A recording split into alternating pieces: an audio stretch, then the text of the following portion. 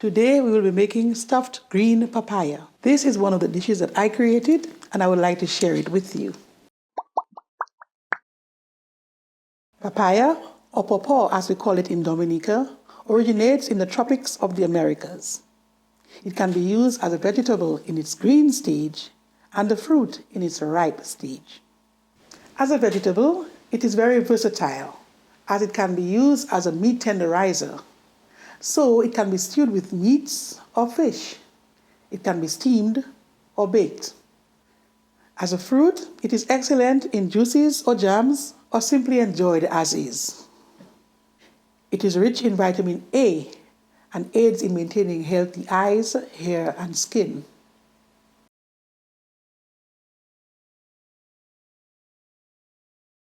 We will start with 2 small green papayas, which will yield 4 servings. Next, we boil them. Allow them to cool and then gouge out the insides. Set aside the flesh and shells separately. Next, we will need some diced vegetables like carrots, chrysanthemum, pumpkin, broccoli, and the inside of the papaya will be used to stuff the papaya shells. Peel and dice the pumpkin. Chop the broccoli and the other vegetables. Chop the papaya flesh and add to the rest of the vegetables. Add 3 tablespoons of oil to a skillet. Mince the seasonings too and add to the skillet. I'm adding green onions, celery, onions, garlic, and thyme. The diced vegetables may be steamed or sautéed in butter or oil. I prefer to sauté them in herbs and spices to draw out the flavor. Add all the vegetables to the skillet. Add about 3 tablespoons of flour to bind the vegetables nicely. Add some milk of your choice. I'm adding almond milk.